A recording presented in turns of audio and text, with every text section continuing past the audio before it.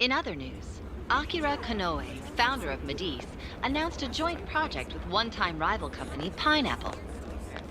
Tech heads are fired up with anticipation at the news, awaiting further details with Hey, look. Okay, folks, listen up! Good evening. Been a while, huh? Perhaps you remember us. We are the Phantom Thieves. And we're back in action with a new heart in our sights.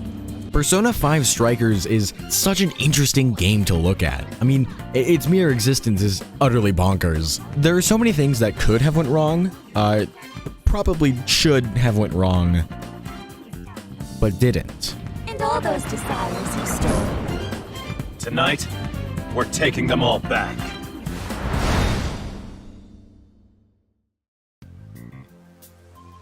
You see, Strikers is a spin-off. And if you know anything about the Persona series, it's that spin-offs, they have their own special spot in bullet hell. I mean, with a track record of P3 dancing, P5 dancing, 4 is absolutely amazing. PQ, PQ2, Persona 4 Arena, P5 Tactica.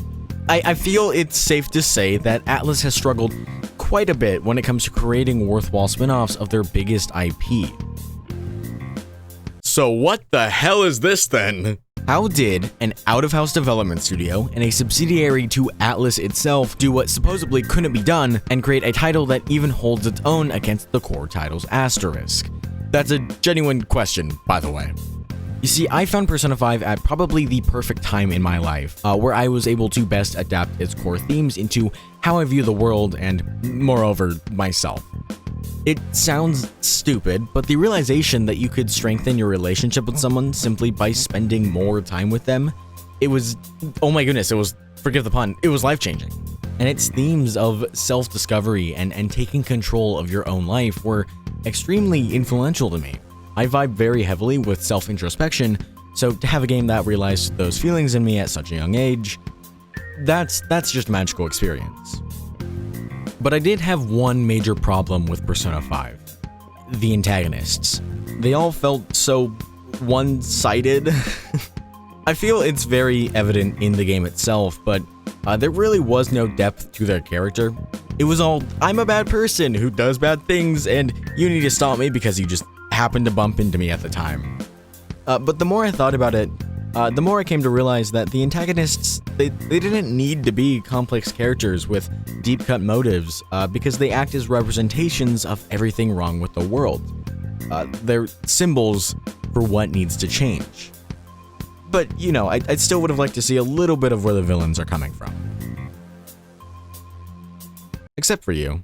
Just because you play the role of a teenager, it doesn't mean that you need to see the world like one. And it's this very thing that I was missing that finds its way into Strikers. Strikers is literally designed around antagonists that you can sympathize with, highlighting where they went wrong and how the Phantom Thieves help them to get back on their feet. They're no longer one-sided, heartless representations of evil, but are now regular people, just like us. People who suffer from far more genuine and relatable trauma than what was presented in Persona 5, and as a result, Strikers feels far more mature than its predecessor, reminding us of the very real threat of losing our own way in life and how that can affect our relationships with others. After all, Persona 5 is a story about change. The Phantom Thieves are nearing adulthood and are at the time in their life when the world maybe isn't so black and white anymore.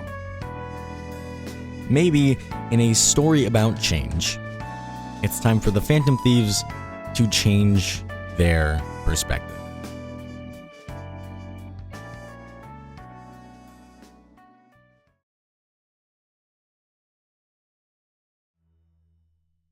I said at the beginning of this video that Strikers manages to defy the Atlus curse that plagues almost every spin-off in the Persona series, and how it can even hold its own against the core title's asterisk. This is a pretty big claim to make. I mean, the main series isn't known for mediocre games after all. So today, we're going to take a look at it. We'll peek at how it differs from P5 in a metaphorical lens, touch on how it uses intertextuality to aid in its characterization, reflect on how the drastic shift in music genre is indicative of the gameplay, and moreover, its entire combat system as a whole. And if any of that sounded scary to you, don't worry. That's why the script to this video is 9 pages long. So without further ado, my name is River, you're watching SNES Mess, and this is Persona 5 Strikers.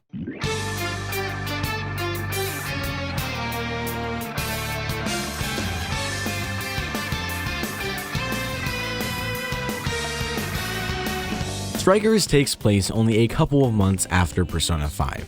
The story follows the Phantom Thieves finally reuniting over summer vacation, attempting to plan a camping trip, and then being interrupted by wacky Persona shenanigans. Very fun. But before we continue, I feel like I should make something clear. While Strikers was made as a sequel to P5, the way it's structured ensures that people who pick up this title first aren't spoiled for anything in the latter. There's no mention of Akechi, nor the events that took place within the Velvet Room. There's not even a single mention of any of the previous monarchs, though I could be wrong on that one, so don't quote me. Now, if you've played Persona 5, you might remember that new members of the Phantom Thieves would kind of be introduced gradually, and with quite a bit of context as to who they were, what their motives were, and how they fit into the world and story. This way, it kind of guaranteed that the moments where someone new did join your party, it felt impactful. Of course, with Strikers taking place after all of this, they needed a way to not only ease the player into understanding their relationship with each protagonist, but also to do so in such a way that felt natural and made sense given the context of the story.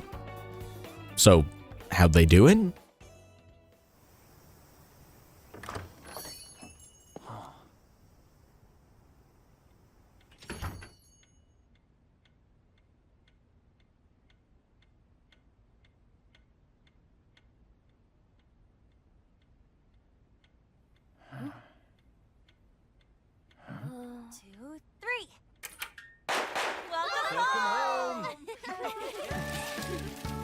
By introducing them all at once. We get you or what? It's made immediately obvious that you mean something to these people, and it sort of contextualizes the protagonist's relationship with them, giving you some ideas as to who these people are and what they mean to Joker. It's something like this that I could see so poorly handled in a different timeline.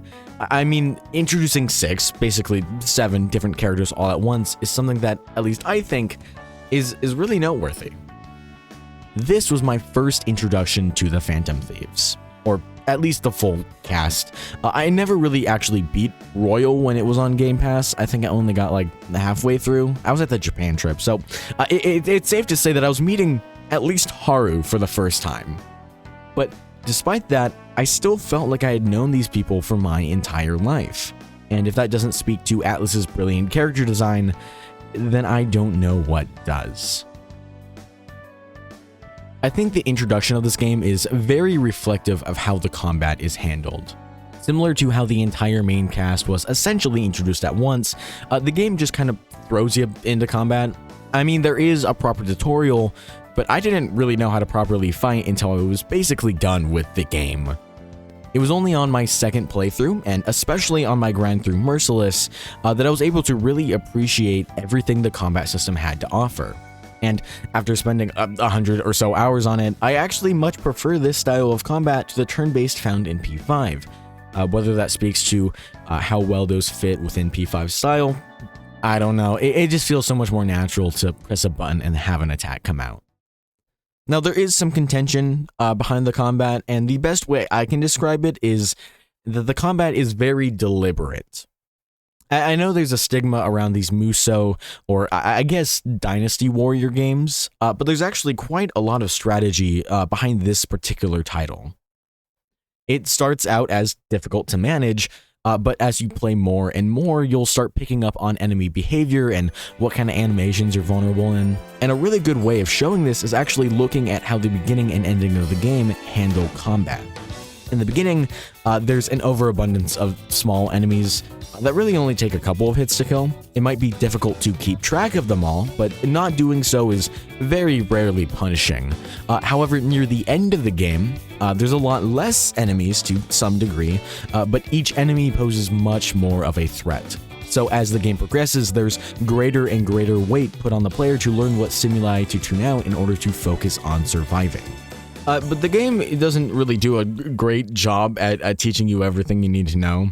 On my first playthrough, I never really felt like I was at my full potential because there were so many unknowns to combat. I mean, I was unfamiliar with each character's attacks. There's so many things to keep track with each of them. It's a really huge mess when you're first getting into it. And there's not a single thing in this game that exemplifies this more than the boss of the Kyoto jail.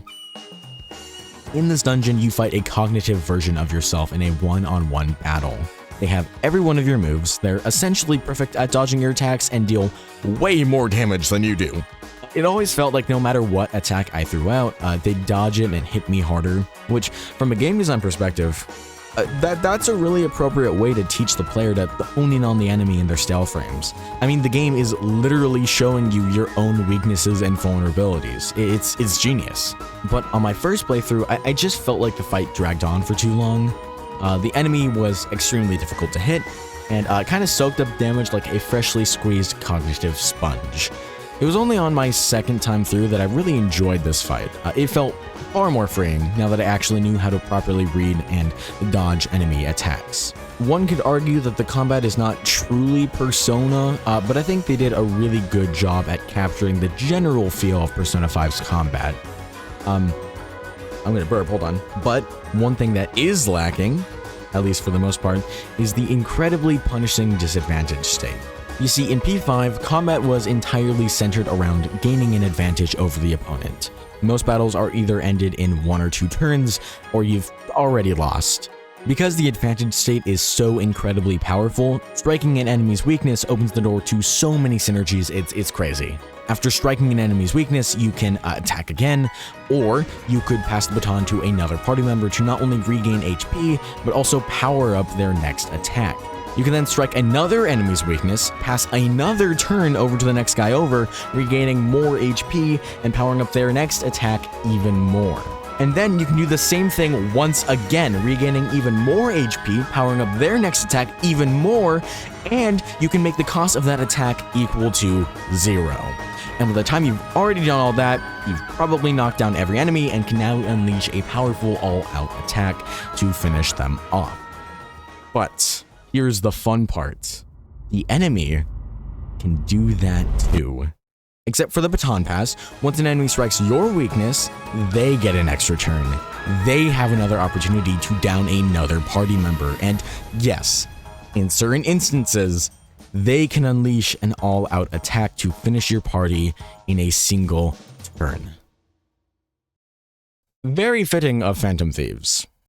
The combat feels really good, and I think it's in part due to the new music. The combat in this game is so flashy, so intense, so stylish, and I love it to death. And the new music really helps set the tone. It's attention-grabbing, it's action-packed, it's a third thing, oh my goodness. It fits really well when you're tearing through hordes of enemies and the song that's playing is just the greatest morale booster. Just listen to the difference between Strikers and Base P5's Last Surprise.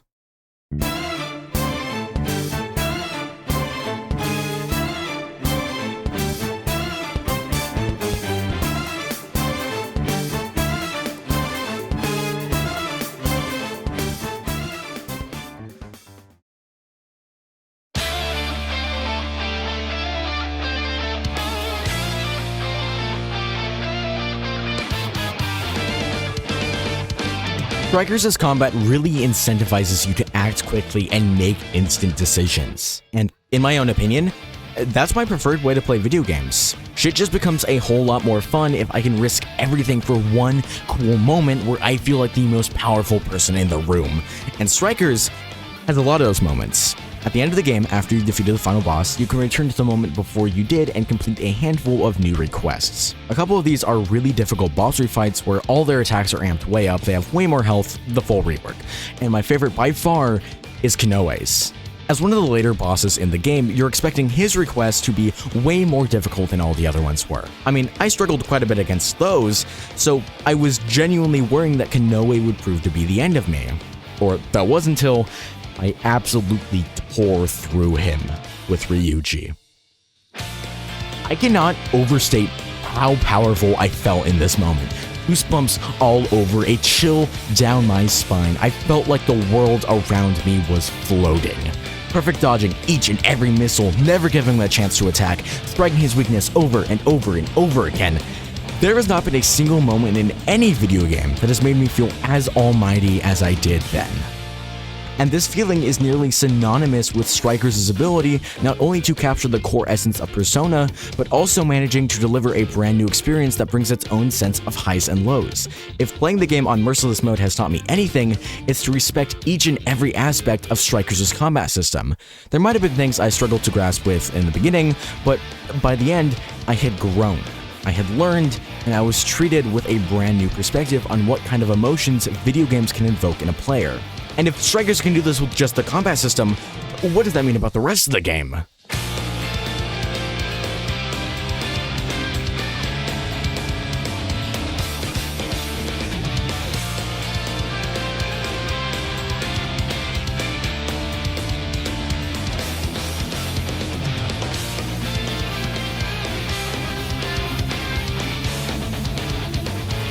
In Persona 5, you played the role of a phantom thief, destroying corruption from the inside out.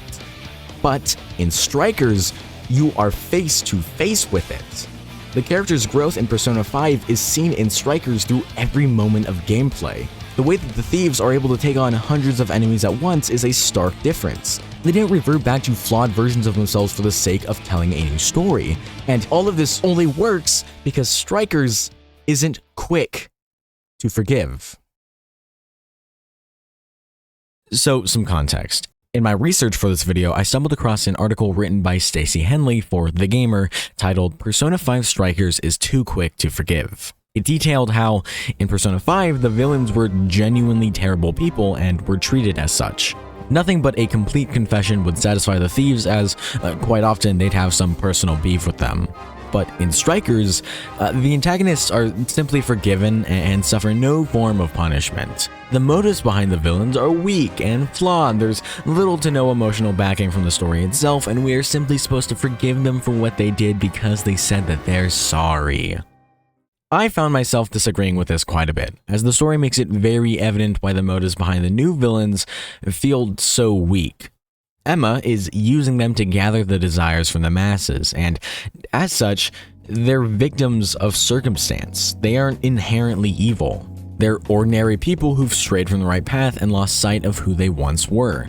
And this is even seen in how the dungeons are referred to in each game. In Persona 5, they were called palaces, locations within the metaverse that mimicked real-life places, but were distorted by the corrupt desires of its monarch.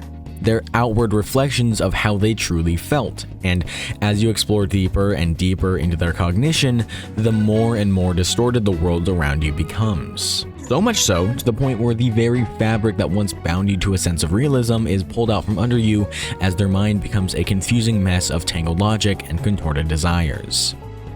Nothing like that happens in Strikers.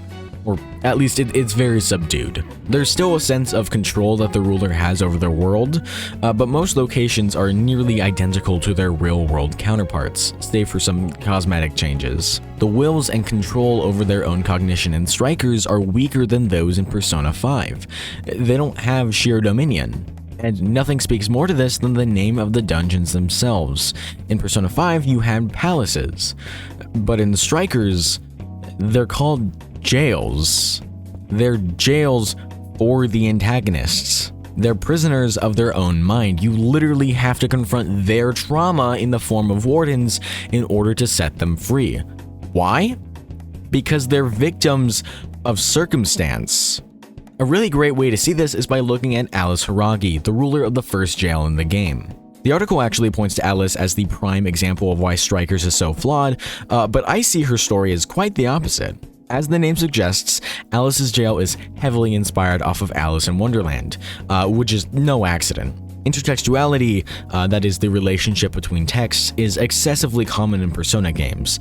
Almost every character is inspired by some form of literature and takes advantage of their unique background in order to add much-needed contextual depth.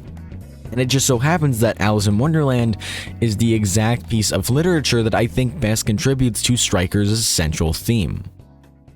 But first, we need to talk about Alice's character in Strikers. Alice is primarily driven by her own vanity. She displays kind-hearted behavior, but in reality, it's just a facade to conceal her own self-centeredness. This contrast between her outward appearance and inner reality provides a deeper understanding of her character, revealing that her insecurities are the true motivators behind her actions. Alice's behavior comes from a troubled past, and she still carries the emotional scars inflicted by bullying. Bullying which instilled feelings of insignificance and worthlessness in her still young and developing mind.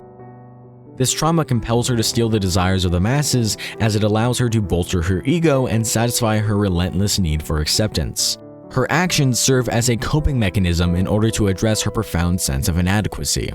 And although she continues to destroy lives, it's different this time. Alice isn't acting out of pure malice. Her crude displays of lust come from a troubled past, and Emma's influence on her emotional well-being only drives her further from who she once was. She may have achieved her dream of becoming a talented and admired fashion designer, but in the process, she lost herself. The Alice she once was has disappeared on the road to her success, leaving behind only the shadow of her former self. And it's this very same journey that Lewis Carroll's Alice finds herself while trapped in Wonderland. One reason, I think, why Alice in Wonderland has stayed so relevant today has to come down to all of the different ways it can be interpreted. But at least to me, it's a story detailing the experience of a little girl as she grows into adulthood. It's a play on the brevity of childish innocence. In her impromptu fall, Carroll describes her experience as either the well was very deep or she fell very slowly, for she had plenty of time as she went down to look about her and to wonder what was going to happen next. It's in this fall that we see Alice begin to change, as she's immediately confronted with the dreadful feeling of loneliness.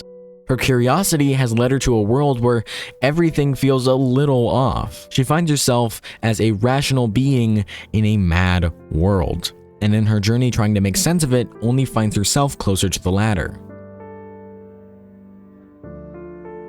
Her encounter with a mysterious beverage and pastry physically alter her size, and we can see how this change unusually affects the normally calm temperamented Alice. Quote, "It was as much as she could do, lying down on one side to look through the garden with one eye, but to get through it was more hopeless than ever. She sat down and began to cry, shedding gallons of tears until there was a large pool all around her. She feels immense sadness at the loss of her original self because physically, she is lost. She literally struggles for her life in a sea of her own tears. This is further compounded when Alice meets the inhabitants of Wonderland. Every character is nonsensical and unable to aid Alice, or at least in the way that she wishes. Her interactions with them only plunge her further into confusion as she attempts to call out their absurdity, many times, to no avail. Every one of Alice's attempts to establish a familiar basis of identity only creates the sense of being lost. While Alice's intentions may have been innocent, every misstep finds her further and further away from who she is, or who she used to be. She feels trapped in her own solitude, and finds herself wallowing in pity at what could have been, should have been, but wasn't. In a sense, Wonderland symbolizes the death of a child as it grows into adulthood. Alice's curiosity and the allure of the White Rabbit causes her to stumble into a world she cannot return from. One where she is the only being of responsibility and where nobody can provide the help she seeks. This, however, is where Strikers' Alice differs, as in her desperation to find dependence on which to ground herself, she failed to recognize her responsibility to herself. She allowed herself to be manipulated and remain in the shackles of fate, failing in choosing against looking for a way out instead of taking a step towards change. The beginning of her story is not unlike Ann's. Both come from a troubled background and share a common interest in fashion. Through her dialogue, An makes it very evident that she could have ended up the same way. She didn't. She didn't because she had the Phantom Thieves. They were there for her, regardless of whether it was intentional or not, and were able to provide a means of grounding herself. To not only stand up to her oppression, but also inspire her to help others in the same position she once found herself in. Alice's story doesn't end with her apology. She is punished for her crimes, feels the full weight of her guilt, and publicly shows her desire to change for the better. Why? It's not because the Phantom Thieves forgave her, but because they were willing to empathize and give her a second chance. They provided her a means to fight against her self-imposed oppression. After all, each member of the Phantom Thieves has gone through a similar experience, and it's only because of their own histories that they're able to offer the same helping hand they once received. In a Game Informer interview conducted by Brian Shia, Daisuke Kanada, producer on Persona 5 Strikers, had this to say. Although it's important to write accurately to their personalities and quirks, it was equally important for us to not make sure they don't revert back to how they used to be. I feel that often with sequels, characters are depicted regressing back to old selves and old flaws purely to serve the plot, when they're supposed to have grown as people. For a title that's a direct continuation of the story of Persona 5, that kind of personal regression would be a disservice to the story we want to tell. It's only through the growth exhibited by the Phantom Thieves that they're able to help the antagonists of the game get back on their feet. An's experience at Sujin is what helps her empathize with Alice. Yusuke's dedication to the arts through the worst of his trauma is why his words cut Natsume the deepest. And while cut for what I can only assume to be time, Ryuji's experience with his abusive father and his sense of self-righteousness are all too similar to Konoe's trauma. Zenkichi, who acts as the adult perspective throughout the entire game, directly tells the thieves, albeit rather bluntly, that despite how little control over your own life you may have, you're still responsible for how it ends up. You have a duty to take responsibility for your own actions, regardless of how sorry you are. Strikers isn't quick to forgive. It's quick to empathize. And the antagonists still have to answer for their crimes. But that doesn't mean they don't deserve another chance. And if the Phantom Thieves have learned anything from their experiences, it's that your past, despite how troubled it may be, it doesn't define you. You can overcome your challenges, reflect on yourself, and not just change, but grow. As Daisuke insightfully put it, I think everyone generally wants to live a noble life. But in that process, we might encounter unexpected setbacks. Those might make us push people away or lose sight of who we are, and eventually, we might reach the point where we just can't recognize who we've become. But if in those moments of pain, we had someone who's willing and able to reach out to us, that connection could be enough to keep us from losing ourselves to that feeling.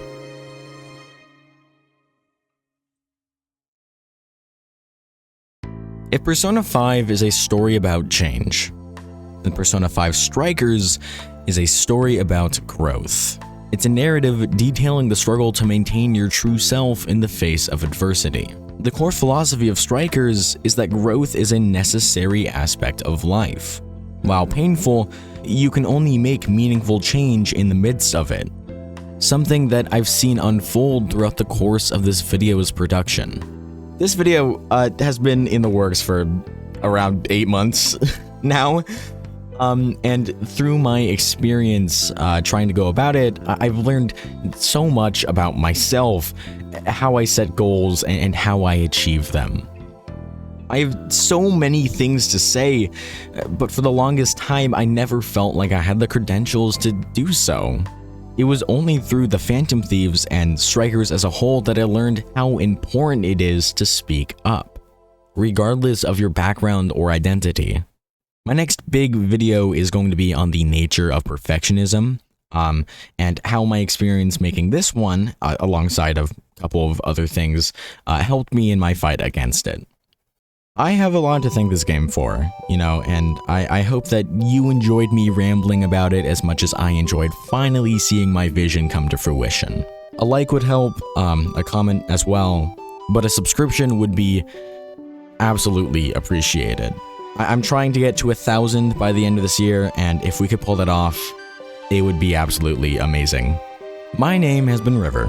It still is, and I hope to see you next time. Take care. Mwah.